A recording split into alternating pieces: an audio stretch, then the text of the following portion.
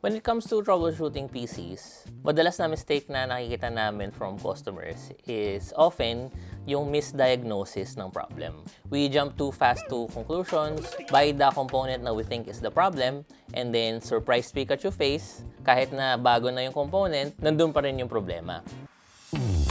Sawa ka na ba sa unactivated Windows mo? Well, lucky you! Pinakabago mula sa cdkeyoffer.com. Windows 10 and Windows 11 activation codes. Legit, safe, at pinakamura. Madali lang umorder. Hanapin ang Windows version na gusto mo. Piliin ang preferred payment method. Wala pang 5 minutes, nag-CDK ka na para sa Windows mo. Marami na kaming natulungan. Dati, sudden depressed ako. But now, I found the love of my life. Dati, aimless and walang purpose ang life ko. But now, I'm a world-class Zumba instructor. So, web developer ako and content creator for a YouTube channel. And ngayon, ganun pa rin ako pero activated na yung Windows ko. Kaya kung naghahanap ka ng legit, mura, at original software, Check out cdkeyoffer.com. Check out cdkeyoffer.com. check out cdkeyoffer.com. So, let's talk about how you should troubleshoot your PC the hardware sugar way. Bam! Bam! Bam! So, for context, hindi naman to magiging parang instruction video on how to resolve every and all issue sa computer mo, but rather give you yung tamang mentality and also share with you yung mga philosophies namin on how to get to that solution quicker and with fewer mistakes. So, yung isa sa mga main philosophies namin when it comes to troubleshooting is to distinguish between the symptom of the problem and the source of the problem. We see this almost every time you turn on your PC and then no display. Yung iba mag-a-assume na sira yung monitor or sira yung GPU, so bibili sila ng bagong monitor or bagong GPU. So did you see the problem there? We assume na yung no display is the source of the problem rather than it being a symptom. It's very possible na yun nga yung source ng problem, na yun nga yung solution, but that is very early to assume. So, isa pang example na madalas na namin nakikita. You're gaming and when it comes to yung mga intensive na scenes, nagka-crash or nagre-restart yung PC mo. Some would assume na bumibigay yung PSU, hindi siya nakakasupply ng enough power dun sa GPU, so bibili sila ng bagong PSU. Again, very possible na yun nga yung problem, pero again, that's very early to assume. So, syempre, important pa rin naman to observe those symptoms kasi those symptoms can eventually lead you to the source of the problem. It's just a matter of digging further. Huwag kang mag-assume and huwag kang mag-jump to conclusions agad. So, isa pang main philosophy namin here is to replicate the symptom. So, what do we mean by that? Hindi naman siya yung uulit-ulitin ng namin na para kaming tanga, para kaming baliw, but rather we'll try to see what specifically triggers yung symptom na yun. Does a certain app trigger it? Do certain conditions have to be met bago mag-crash or bago mag-restart? Were there any settings changed before mangyari yung issues? Pwedeng a driver update or may pinakailaman na settings, so on and so forth. The key here is specificity. If we specifically know what triggers yung mga issues na yun, we can also hone in dun sa mga resources na affected or kung ano yung components na involved dun sa problem na yun or symptom na yun. So speaking of settings, another important step or another important na philosophy namin here is that we establish a baseline. And the most simple way to establish a baseline is to set everything to its default setting. This includes yung BIOS setting, possible na overclocking or undervolting profiles, mga tuning software, and yung mga nagra-run sa startup, we also disable those. Anything that basically adds or changes any setting sa PC. And of course, included na rin dito yung pag-update ng drivers, BIOS, chipset, and most of the time yung OS. In essence, we'll put the PC in its most neutral and most basic na state. So we do that before we go further dun sa mga testing namin. This ensures na we can go back dun sa pinaka-predictable na behavior niya, and when we see something wrong, konti na lang yung nangangapa pa kami. We basically get the gist or very close na kami dun sa source ng problem.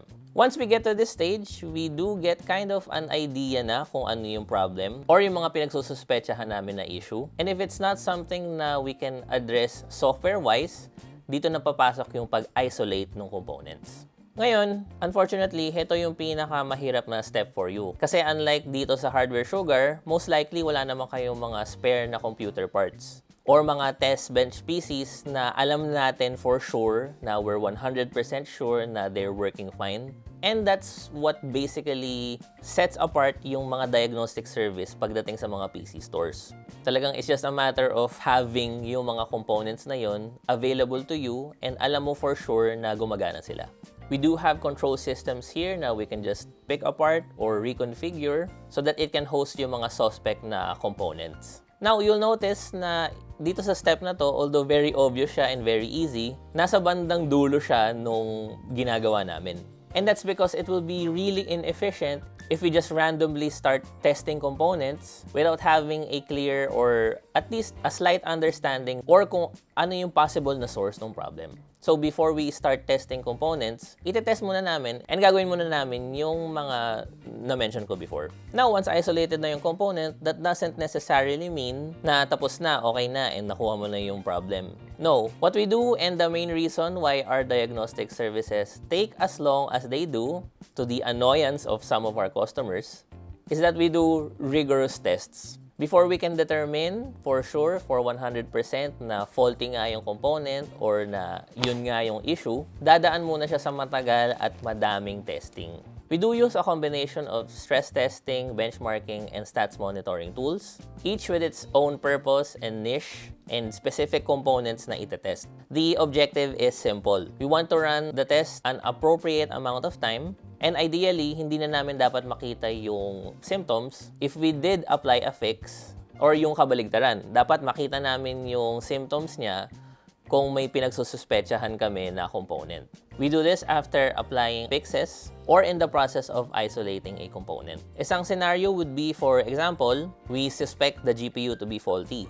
We'll install the GPU into our own test bench and then i-run namin yung mga tests. If we see the same or similar symptoms as dun sa nung nandun siya sa PC nung customer, then mataas yung possibility na yung GPU nga or yung component na yun nga yung may problem. Again, lagi kong sinasabi na mataas yung possibility. Kasi even at this point, even at this late stage nung troubleshooting process, we still don't want to jump into conclusions. The key here is to be patient dun sa tests. Sometimes we run them for multiple times a day and for multiple days, strictly monitoring yung stats like temperatures, yung power consumption, and any effects na we can observe during normal usage, or yung mga error prompts na lalabas dun sa testing software namin, like dun sa OCCT, for example.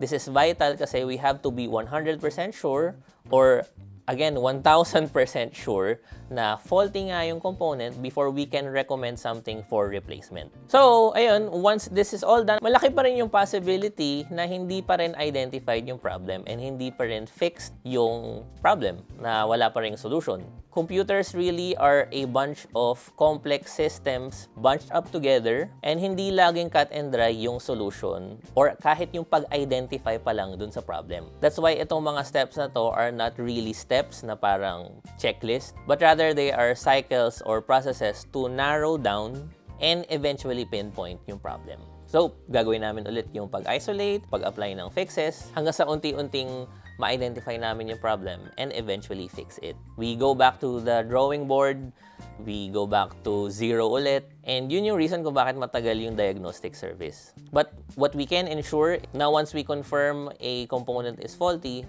faulty talaga siya, and hindi magsasayang ng pera yung customer buying a new component and then nandun pa rin pala yung problem.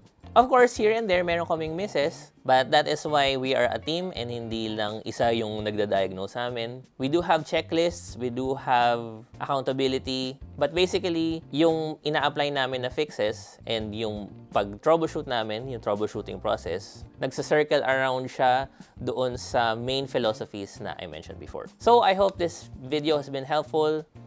If you want to avail of our diagnostic service, message us on Facebook so that we can help you and then para malaman nyo yung waiting time and yung status ng queue. Thank you for watching.